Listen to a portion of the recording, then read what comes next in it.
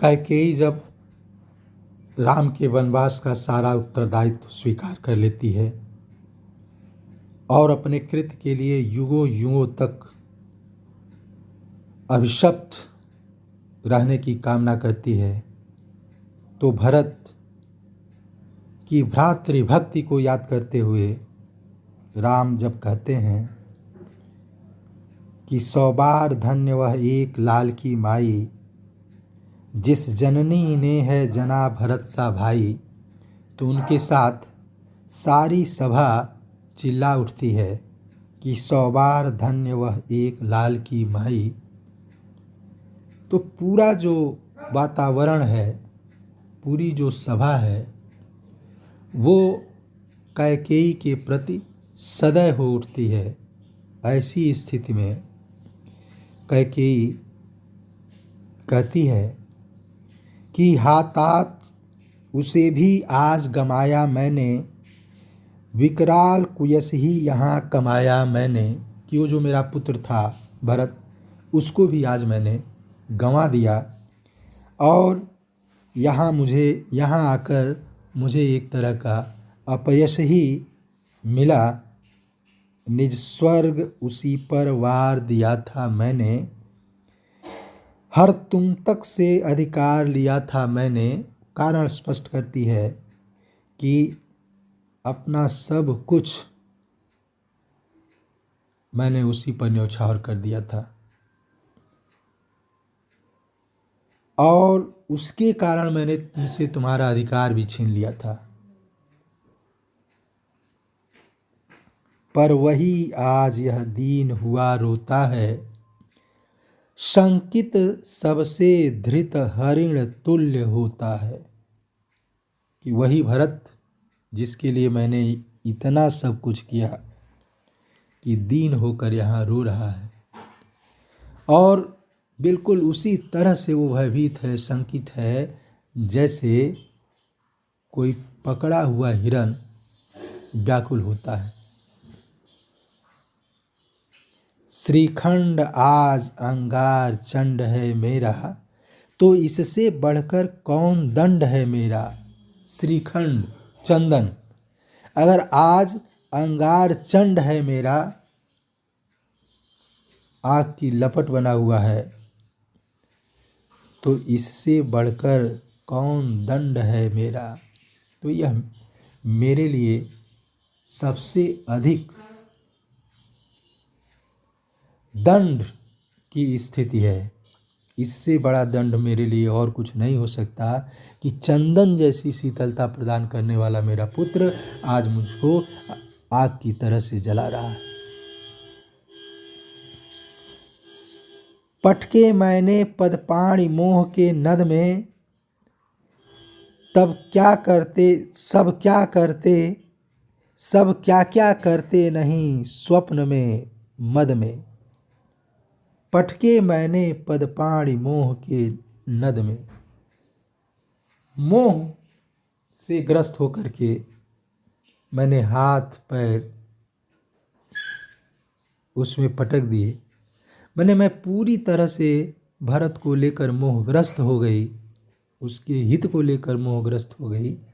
और वो कैकेयी सफाई देती है कि लोग स्वप्न में, अचेतन अवस्था में, मद में,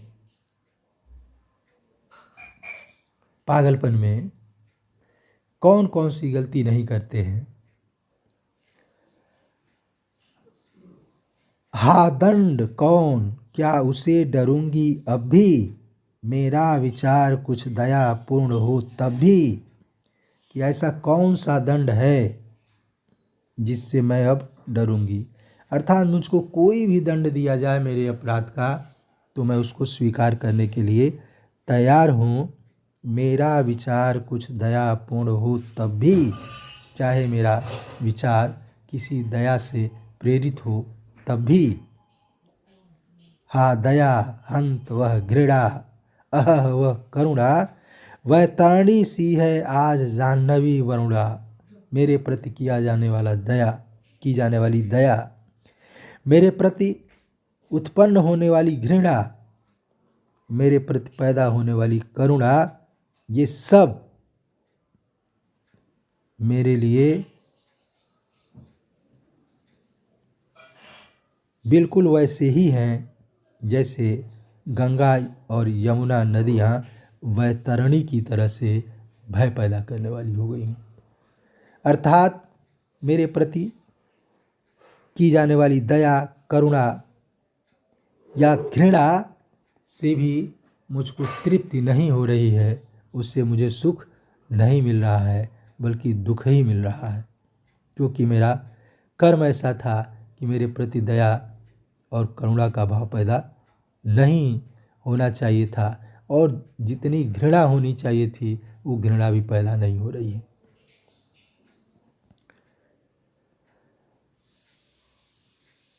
सह सकती हूँ चिर नरक सुने सुविचारी, पर मुझे स्वर्ग की दया दंड से भारी।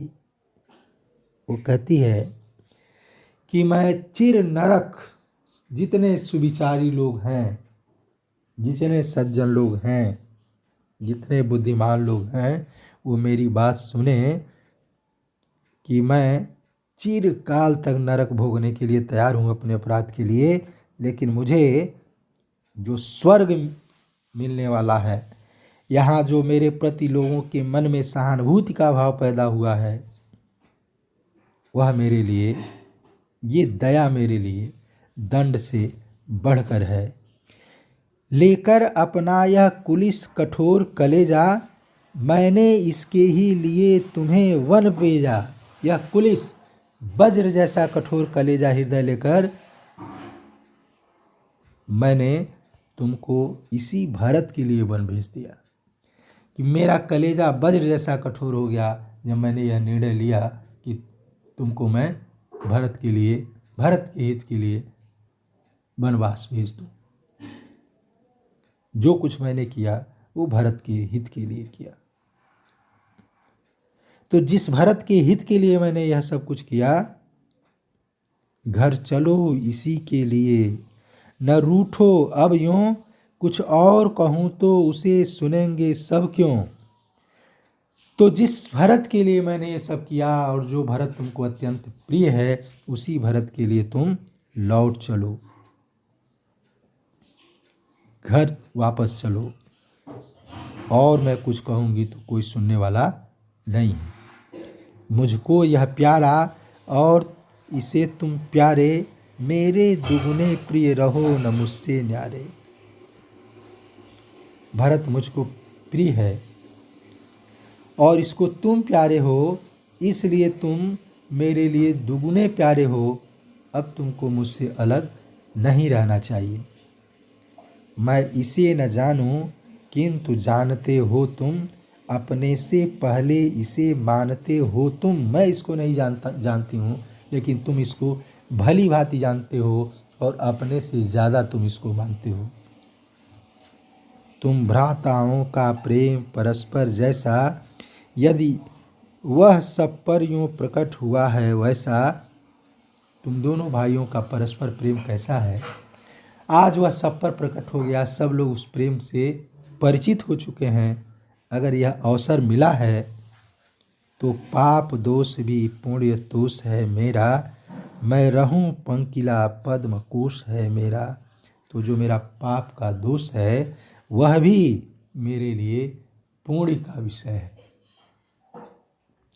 मैं रहूं पंकिला, मैं भले ही कीचड़ की तरह से रहूं, कीचड़ की तरह से हूँ, लेकिन पद्म कोश है मेरा। मेरा पुत्र कमल की तरह से निर्मल पवित्र है।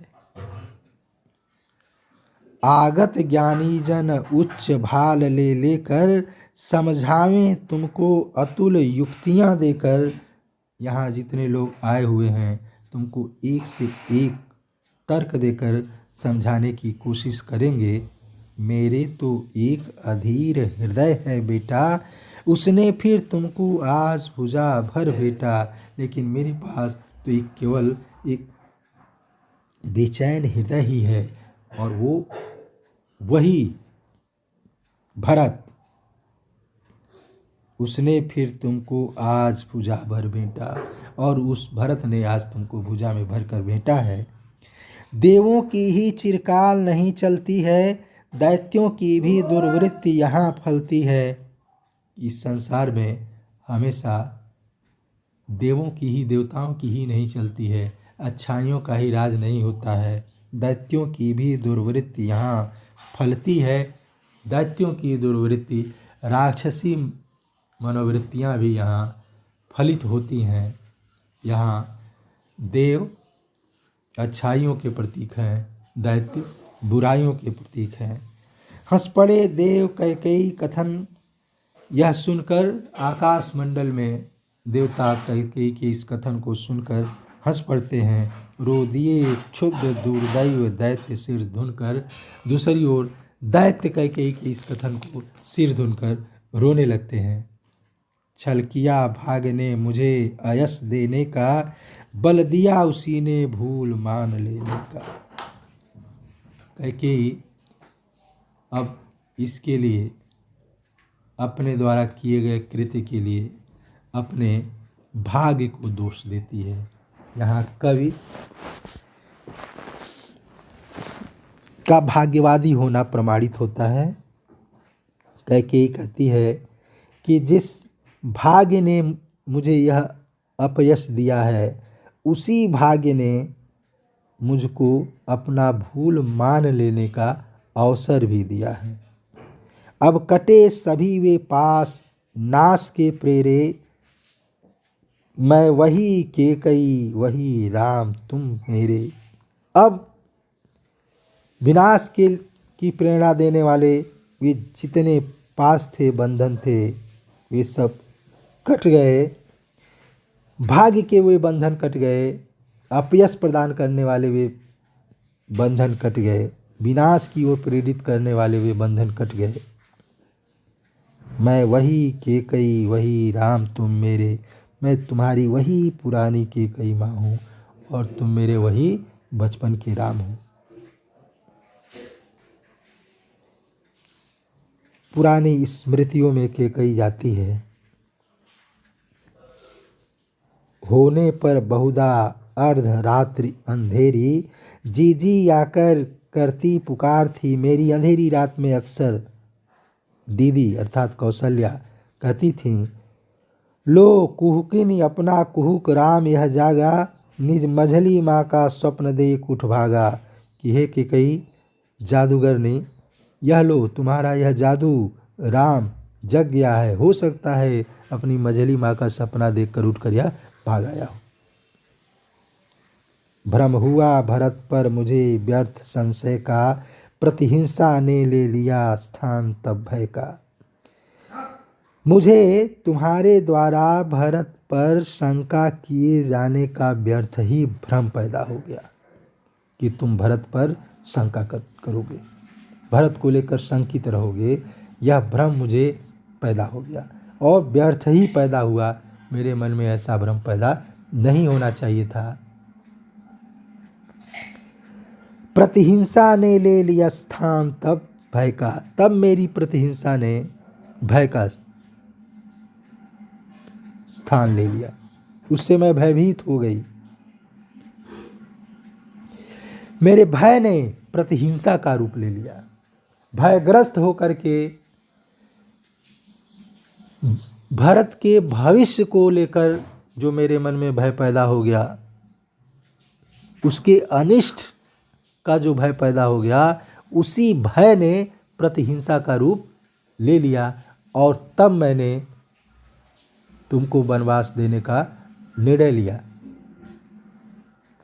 तुम पर ऐसी भ्रांति भरत से पाती, तो उसे मनाने भी न यहाँ मैं आती।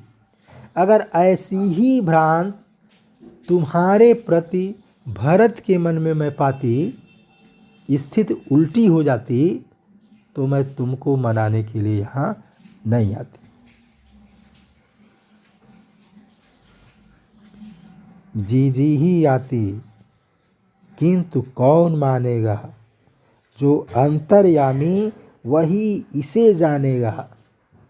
तो तुमको मनाने के लिए दीदी कौशल्या ही आती, लेकिन जब मैं ये कह रही हूँ तो इसको कोई स्वीकार नहीं करेगा। जो अंतर्यामी है वही इसको मानेगा। यहाँ राम के ब्रह्म होने की ओर कवि ने संकेत किया है कि तुम अंतर्यामी हो, तुम यह बात जान सकते हो। हे अम्ब तुम्हारा राम जानता है सब। कैकेयी की इस बात से राम प्रभावित होते हैं और वो कहते हैं कि हे अम्ब तुम्हारा राम जानता है सब, इस कारण वह कुछ खेद मानता है कब। तुम्हारा राम सब कुछ जानता है, इसलिए वो इसको लेकर कोई अपने मन में इसको लेकर कोई अन्यथा भाव वो नहीं रखता है। क्या स्वाभिमान रखती न कैकेयी रानी, बतला दे कोई मुझे उच्च कुल मानी। सहती कोई अपमान तुम्हारी अम्बा, पर हाय आज वह हुई निपट ना लंबा। कैकेयी कहती है कि स्वाभिमानी रानी कैकेयी जो एक उच्च कुल से संबंध रखती है, वह कोई अपमान नहीं सह सकती थी। लेकिन आज जो मेरी स्थिति है, निपट ना लंबा, बिल्कुल असहाय सी हो गई है। मैं सहज माननी रही सरल क्षत्राणी, इस कारण सीखी नहीं दैन्य यह वाणी। मैं हमेशा ही अभिमाननी रही, सरल रूप में क्षत्राणी रही। मेरा सहज सरल स्वभाव क्षत्राणी का रहा, इस कारण सीखी नहीं दैन्य वाणी। इसलिए मैंने दीनता की वाणी नहीं सीखी। पर महादीन हो गया आज मन मेरा, भावज्ञ सहेजो तुम्ही भाव धन मेरा। लेकिन आज की स्थितियों को देखकर, राम और भरत के पारस्परिक प्रेम को देखकर, मेरे प्रति तुम्हारे भाव को देखकर मेरा मन आज अत्यंत दीन हो गया है। तुम भावों को समझने वाले हो, मेरे इस भाव धन को तुम सहेज लो, स्वीकार कर लो। समुचित ही मुझको विश्व घृणा ने घेरा, समझाता कौन शशांति मुझे भ्रम मेरा। सारी संसार की घृणा मुझे घेर रखी है, ऐसा मुझको लगता है, ऐसा मुझको अनुभव होता है। मैं खुद अपनी नज़र में इस तरह से गिर गई हूँ। समझाता कौन शशांति मुझे भ्रम मेरा। लेकिन मुझे जो भ्रम है या मुझे जो भ्रम था, उसको शांतिपूर्वक कौन समझा सकता था। यूं ही तुम वन को गए देव सुरपुर को। एक तुम समझा सकते थे तो तुम वन को चले गए। एक तुम्हारे पिता राजा दशरथ समझा सकते थे तो वो सुरपुर को चले गए, स्वर्ग को चले गए। मैं बैठी ही रह गई लिए इस उर को, और अपने इस हृदय को लिए मैं अकेली पड़ी रह गई। बुझ गई पिता की चिता भरत भुजधारी, पितृभूमि आज भी तप्त तथापि तुम्हारी। हे पुत्र, भरत को भुजा में भेंटने वाले राम, तुम्हारे पिता की चिता भले ही ठंडी हो गई हो, लेकिन तुम्हारी पितृभूमि अयोध्या आज भी तप्त है, जल रही है, दुखी है। भय और शोक सब दूर उड़ाओ उसका, चलकर सुचरित फिर हृदय जुड़ाओ उसका। भय और शोक से ग्रस्त है, तुम चल करके उसका भय और शोक दूर करो। और उसका हृदय जुड़ाओ। हृदय जुड़ाना, सुख प्रदान करना, आनंद प्रदान करना, मुहावरे का इस्तेमाल किया है मैथिली शरण गुप्त ने। हो तुम ही भरत के राज्य स्वराज्य संभालो, मैं पाल सकी न स्वधर्म उसे तुम पालो। भरत के राज्य तो तुम ही हो, अपना स्वराज संभालो, अपनी अयोध्या संभालो। मैं पाल सकी न स्वधर्म उसे तुम पालो, जो मेरा धर्म था उसका मैं निर्वाह नहीं कर सकी, उस धर्म का पालन तुम करो। स्वामी को जीते जी न दे सकी सुख मैं, मरकर तो उनको दिखा सकूं यह मुख मैं। जीते जी अपने स्वामी अपने पति को मैं सुख न दे सकी, लेकिन मरने के बाद जब उनसे मेरी भेंट हो तो उनको मैं अपना मुख तो दिखला सकूं। इसमें परलोक में जो कवि का विश्वास है वो दिखाई पड़ता है। मर मिटना भी है एक हमारी क्रीड़ा, पर भरत वाक्य है सहूं विश्व की पीड़ा। हमारे लिए मतलब छत्राणियों के लिए तो मर मिटना भी एक खेल की तरह से है, लेकिन भरत ने मुझे शाप दिया है, भरत ने मुझे शाप दिया है, सहूं विश्व की पीड़ा। संसार भर का अपमान मैं सहूं, संसार की घृणा में सहूं। उस घृणा से, संसार द्वारा किए जाने वाले घृणा से पैदा होने वाली लज्जा को मैं सहूं। जीवन नाटक का अंत कठिन है मेरा, प्रस्ताव मात्र में जहां अधैर्य अंधेरा। मेरे जीवन का नाटक, उसका समापन अत्यंत कठिन है, भयानक है। प्रस्ताव मात्र में जहां अधैर्य अंधेरा, जहां शुरुआत ही, उस अंत की शुरुआत ही बेचैनी पैदा करने वाला, अंधेरा, अंधेरे से युक्त है, जहां कोई रास्ता दिखने वाला नहीं है, सूझने वाला नहीं है। ने मेरा जो अंत है, मेरा जो अंतिम समय है वो अत्यंत दुखदाई है। अनुशासनहीनता मुझे अभी तक आता, करती है तुमसे विनय आज यह माता। तुम्हारी माँ कैकेयी को आज तक केवल अनुशासन, आदेश देना ही प्रिय था, लेकिन आज वो अत्यंत विनयपूर्वक तुमसे कहती है, हा माता, मुझको करो न यूं अपराधी, कहती हो तुम क्या अन्य तुल्य यह वाणी। हा माता, मुझको करो न यूं अपराधी, मैं सुन न सकूंगा बात और अब आधी। जब कैकेयी राम से विनय की बात करना चाहती है, कहती है कि मैं अत्यंत दीन होकर यह विनय की वाणी तुमसे कहती हूँ, तो राम तुरंत हस्तक्षेप करते हैं और कहते हैं कि इस तरह से बात करके मुझको अपराधी न बनाओ, मैं तुम्हारी आधी बात भी अब सुन नहीं सकता हूँ।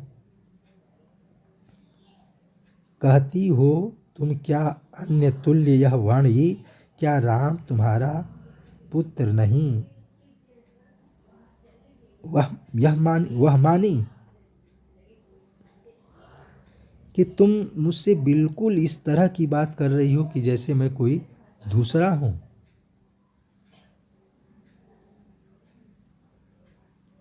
क्या मैं तुम्हारा पुत्र नहीं हूं?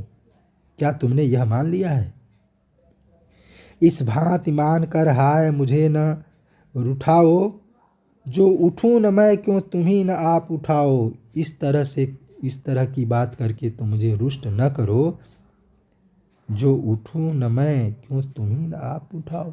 अगर मैं नहीं उठता तो तुम खुद ही मुझे उठाओ। वे शैशव के दिन आज हमारे बीते, माँ के शिशु क्यों शिशुहीन रहे मन चीते। हमारे शैशव के दिन वो बीत गए हैं और कितना अच्छा होता कि माँ के बच्चे बच्चे ही रहते। मन चित्त से व्यक्ति बच्चा ही रहना चाहता है, बच्चा ही प्राय होता है, इसीलिए बचपना आदमी को प्रिय होता है।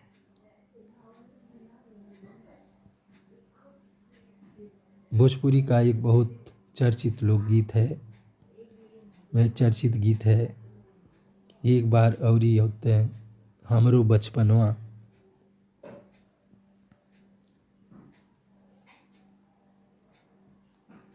खेलत रहली धूल माटी माई बने गाती, एक बार औरी होते हैं हमरो बचपनवा।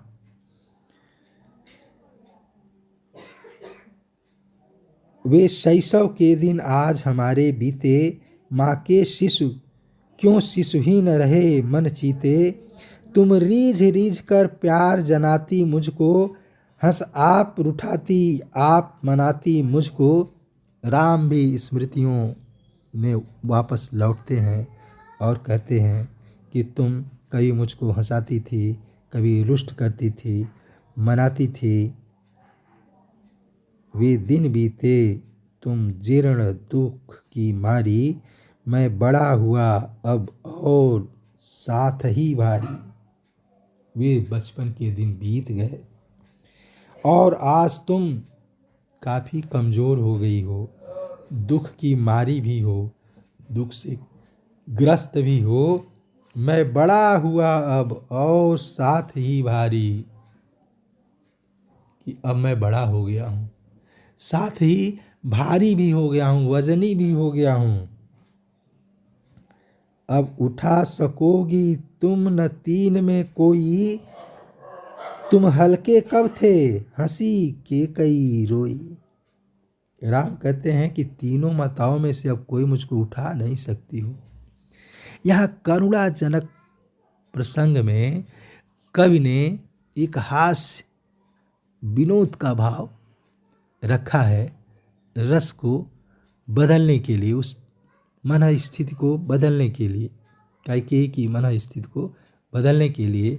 और जो कैकेयी रो रही थी वह उन बातों को याद करके हंस पड़ी। तुम हल्के कब थे हंसी के कई रोई, माँ अब भी तुमसे राम विनय चाहेगा, अपने ऊपर क्या आप अद्र ढाहेगा। कि यह सब होते हुए भी क्या राम ये चाहेगा कि आप उससे विनय की बातें कहें, दीनता की बातें कहें, अपने ऊपर वो पर्वत ढाएगा, पर्वत गिराएगा। अर्थात यह भार राम किसी भी रूप में सह नहीं सकता।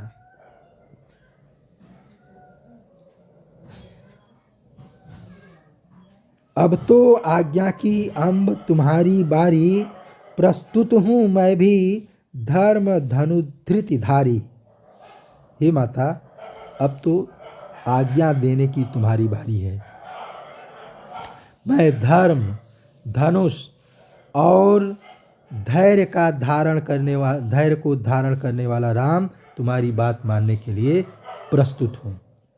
यहाँ जो धर्म धनुधृति धारी शब्द है वह प्रचलित शब्द नहीं है, वो गढ़ा हुआ शब्द है। कवि ने छंद की मांग के अनुरूप इस शब्द को गढ़ा है। यह एक कृत्रिम शब्द है। ये कविता के रस की दृष्टि से, सौंदर्य की दृष्टि से साधक नहीं बल्कि बाधक है। इसको कवि का गुण नहीं, दोष माना जाना चाहिए। जननी ने मुझको जना तुम्ही ने पाला, माँ कौशल्या ने मुझको जन्म दिया लेकिन मेरा पालन पोषण तुम्ही ने किया। अपने सांचे में आप यत्न से ढाला, जैसा तुम चाहती थी उस तरह से मुझे तुमने बनाया। सबके ऊपर आदेश तुम्हारा मैया, मैं अनुचर पूत सपूत प्यार का भैया। सारी बातों के ऊपर तुम्हारा आदेश है। मैं तुम्हारा दास हूँ, पुत्र हूँ, सुपुत्र हूँ, और प्यार से तुम जो भैया कहती हो, मैं तुम्हारा वह भैया हूँ। वनवास लिया है मान तुम्हारा शासन, लूंगा न प्रजा का भार राज सिंहासन। तुम्हारी बात मान करके अगर मैंने वनवास ले लिया है तो तुम्हारी बात मान करके प्रजा का भार या राज सिंहासन ग्रहण क्यों नहीं करूँगा। पर यह पहला आदेश प्रथम हो पूरा, वह तात सत्य भी रहे न अन्य अधूरा। लेकिन पहले तुम्हारा यह जो आदेश है, वनवास का आदेश है, उसको मैं पूरा कर रहा हूँ, क्योंकि उस आदेश के पीछे मेरे पिता का आदेश भी विद्यमान है। मेरे पिता की कही गई बात भी पूरी होनी जरूरी है। वह तात सत्य भी रहे न अम्ब अधूरा। मेरे पिता की वाणी भी सत्य होनी चाहिए, अधूरी नहीं रहनी चाहिए। हे माता, इसलिए मुझे इसके लिए बाध्य न करो। जिस पर हैं अपने प्राण उन्होंने त्यागे, मैं भी अपना व्रत नियम निभाऊं आगे। कि जिस वचन को रखने के लिए उन्होंने अपने प्राण त्याग दिए, मैं भी उनके वचन का पालन करके अपने नियम का, अपने कर्तव्य का निर्वाह करूं। निष्फल न गया माँ यहाँ भरत का आना, सिर माथे मैंने वचन तुम्हारा माना। यहाँ भरत का आगमन, तुम्हारा आना निष्फल नहीं है। मैंने तुम्हारे वचन को, तुम्हारे आदेश को सिर माथे स्वीकार किया है। संतुष्ट मुझे तुम देख रही हो वन में, सुख धन धरती में नहीं किंतु निज मन में। तुम इस वन में मुझको आज संतुष्ट रूप में देख रही हो। सुख धन और धरती में नहीं है, मन में अगर सुख है, मन में अगर संतोष है तो वही सुख है। यदि पूरा प्रत्यय न हो तुम्हें इस जन पर, तो चढ़ सकते हैं राजदूत तो घन पर। अगर इस जन पर, तुम्हारे राम पर तुम्हारा प्रत्यय न हो, विश्वास न हो, तो तुम्हारे राजदूत तो आकाश में विचरण कर सकते हैं, सच्चाई का वो पता लगा सकते हैं। राघव तेरे ही योग्य कथन है तेरा, दृढ़ बाल हठी तू वही राम है मेरा। देखें हम तेरा अवधि मार्ग सब सहकर, कौशल्या चुप हो गई आप यह कहकर। तब कौशल्या हस्तक्षेप करती हैं कि तुम, हे राघव, तुम जो कह रहे हो वह कथन तुम्हारे योग्य है, और मैं देख रही हूँ कि अभी भी तुम उसी तरह से हठ करने वाले मेरे राम हो जैसे तुम बचपन में थे। हमारे लिए अब कोई दूसरा रास्ता नहीं है। देखें हम तेरा अवधि मार्ग सब सहकर, सब कुछ सहकर हम तुम्हारे अवधि बीतने के रास्ते को देखें कि कब वनवास की अवधि पूरी होगी और तुम आओगे। चाहे उसके लिए जो कुछ हमको सहना पड़े हम सहेंगे। कौशल्या चुप हो गई आप यह कहकर, ले एक सांस रह गई सुमित्रा भोली। कैकेयी ही फिर रामचंद्र से बोली। सुमित्रा केवल एक लंबी सांस खींच कर रह गई। कैकेयी फिर दोबारा रामचंद्र से बोली। यहाँ कवि ने एक बिल्कुल नाटकीय युक्ति का इस्तेमाल किया है। पूरा एक दृश्य घट रहा है संवादों के माध्यम से। हर पात्र अपने चरित्र के अनुरूप बातें कर रहा है।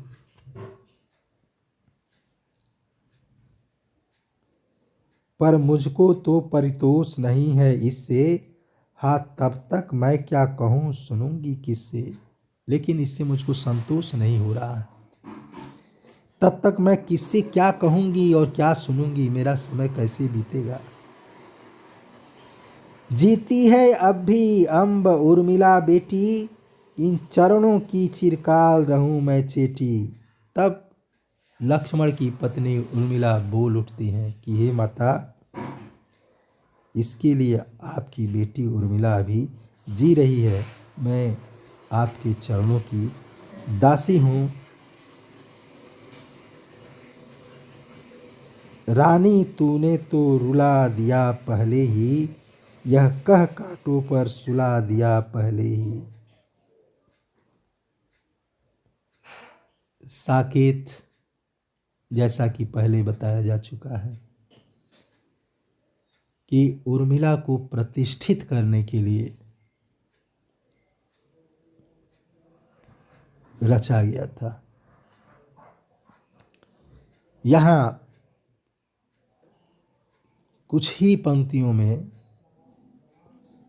उर्मिला के उस चरित्र की ओर संकेत है जिसमें सबसे अधिक कष्ट अगर किसी स्त्री पात्र को भोगते हुए दिखाया गया है तो वो उर्मिला ही है। उसी उर्मिला के कथन से प्रभावित होकर कैकेयी कहती है कि रानी तूने तो रुला दिया पहले ही, तुमने तो मुझको पहले ही रुला दिया। यह कह कांटों पर सुला दिया पहले ही, और तुम्हारी यह बात मुझको उसी तरह से बेध रही है जैसे कोई कांटों पर सोया हुआ हो। उर्मिला के दुख से पहले ही दुखी थी कैकेयी और इसके कथन से वह और अधिक दुखी होती है।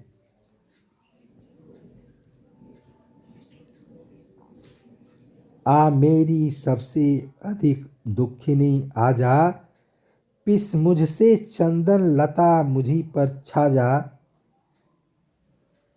कि हे मेरी सबसे अधिक दुखिनी पुत्री बहू, आओ पिस मुझसे चंदन लता मुझी पर छा जा। गहरी व्यंजना है कि तुमको मैंने, मेरे कारण तुम पिस गई, दुख में तुम पिस गई, लेकिन तुम चंदन की तरह से हो, जैसे चंदन पिसने पर भी शीतलता प्रदान करता है, ऐसे ही पिसने पर भी तुम मुझको शीतलता प्रदान कर रही हो। कि पिस मुझे से चंदन लता मुझी पर छा जा। हे वत्स तुम्हें वनवास दिया मैंने ही, अब उसका प्रत्याहार किया मैंने ही।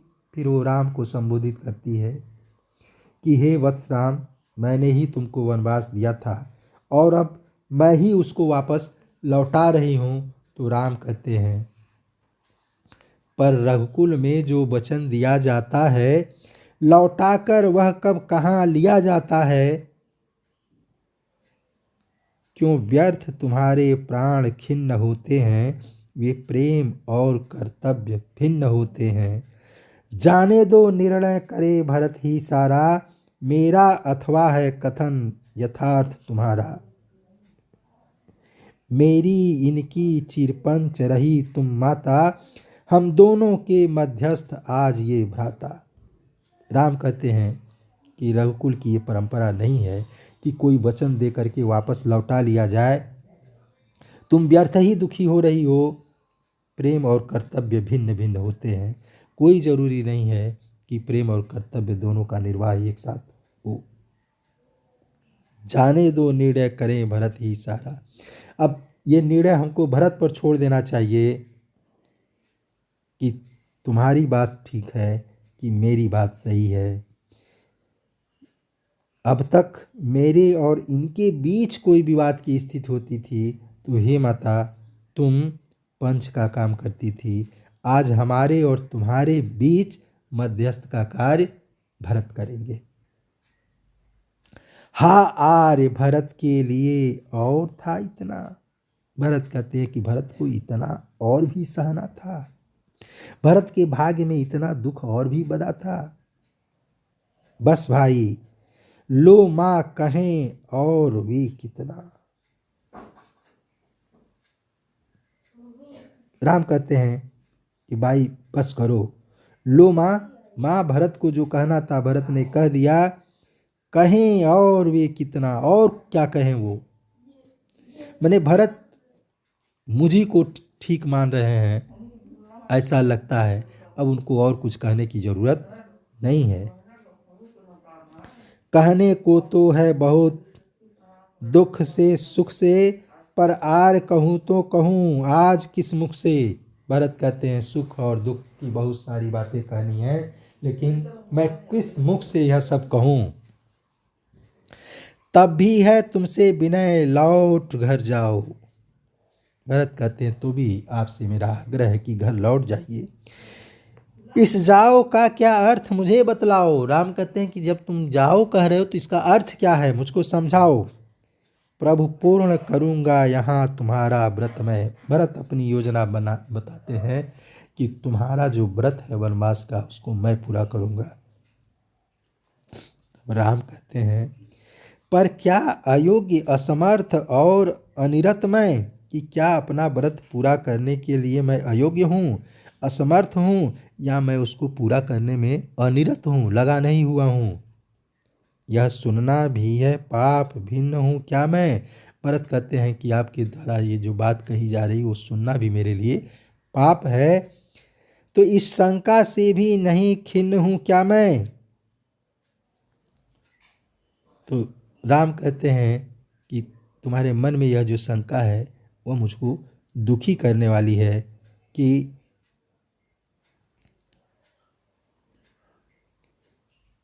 हम एकात्मा हैं तदपि भिन्न है काया। यद्यपि हम एकात्म हैं, हमारी तुम्हारी आत्मा एक है, लेकिन हमारे शरीर भिन्न हैं। भरत जब कहते हैं कि आप अपने कर्म को पूरा करने में अयोग्य, असमर्थ और उसमें लगे हुए नहीं हैं, यह सुनना भी मेरे लिए पाप है। वस्तुतः हम भिन्न हूँ क्या मैं आपसे अलग हूँ। मैंने आप उसको सह सकते हैं तो आपकी जगह मैं भी सह सकता हूँ।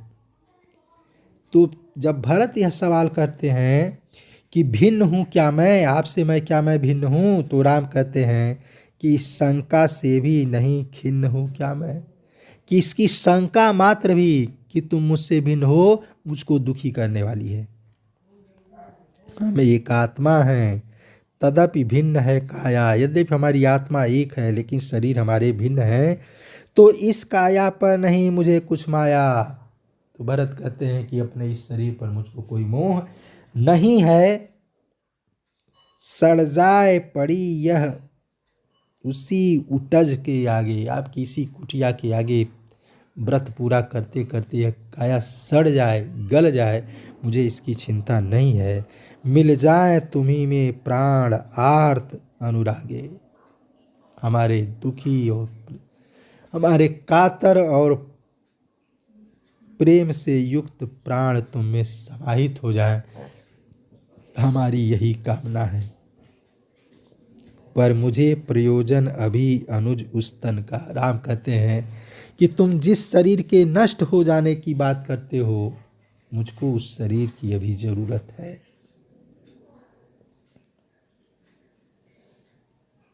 तो भार उतारो तात तनिक इस जन का। भरत कहते हैं कि तब अपने इस जन का, अपने इस भाई का भार उतार लो। तुम निज विनोद में व्यथा छिपा सकते हो, करके इतना आभास गलत छप गया हो, आयास होना चाहिए कि तुम निज विनोद में व्यथा छिपा सकते हो, करके इतना आयास नहीं थकते हो कि तुम विनोद में अपनी व्यथा को, मजाक में अपनी व्यथा को छिपा सकते हो, हंसी में अपने कष्ट को छिपा सकते हो, और इतना परिश्रम करके भी नहीं थकते हो। पर मैं कैसे किस लिए सहूँ यह इतना, मुझ जैसे मेरे लिए तुम्हें यह कितना। भरत कहते हैं कि पर मैं कैसे किस लिए सहूँ यह इतना, इतना भार मैं कैसे सह सकता हूँ। तो राम कहते हैं मुझ जैसे मेरे लिए तुम्हें यह कितना, कि तुम मेरे लिए मेरे जैसे ही हो, और जो कुछ तुम कर रहे हो मेरे लिए कर रहे हो, करना चाहते हो, तो तुम्हारे लिए एक बार कुछ भी नहीं है। शिष्टागम निष्फल नहीं कहीं होता है, वन में भी नागर भाव बीज बोता है। सज्जनों का आगमन कभी व्यर्थ नहीं जाता है, और वन में भी वो सभ्यता के बीज बो देता है। कुछ देख रही है दूर दृष्टि मति मेरी, मेरी दृष्टि दूर तक कुछ देख रही है, मेरी बुद्धि दूर तक कुछ सोच रही है। क्या तुम्हें इष्ट है वीर विफल गति मेरी? हे वीर, क्या तुम चाहते हो कि मेरा उद्देश्य विफल हो जाए? तुमने मेरा आदेश सदा से माना, हे तात कहो क्यों आज व्यर्थ हठ ठाना। तुमने आज तक बराबर मेरा आदेश स्वीकार किया है, आज इस तरह से तुम हठ क्यों कर रहे हो? तुमको हठ नहीं करना चाहिए। करने में निज कर्तव्य कुयश भी यश है। अपना कर्तव्य पूरा करने में अगर अपकीर्ति भी होती है, अपयश भी होता है, तो वो यश की ही तरह से है। हे आर्य तुम्हारा भरत अतीव अवश्य है। तब भरत कहते हैं कि तुम्हारा भाई भरत अत्यंत अवश्य है, असहाय है, विवश है। क्या कहूँ और क्या करूँ कि मैं पथ पाऊँ, क्षण भर ठहरो मैं ठगा न सहसा जाऊँ। क्या कहूँ और क्या करूँ कि मैं पथ पाऊँ, समझ में नहीं आता कि मैं क्या कहूँ और क्या करूँ कि मुझको आगे का रास्ता दिखाई दे। कर्तव्य मार्ग सूझे, क्षण भर ठहरो, जरा रुको, मुझको सोच समझ लेने दो। मैं ठगा न सहसा जाऊँ, कहीं इस पूरे प्रकरण में मैं फिर ठगा न जाऊँ, फिर मेरा नुकसान न हो जाए, कहीं मैं कुछ ऐसा निर्णय न ले लूँ जो मेरे हित में न हो। शेष फिर आगे बातचीत होगी। धन्यवाद।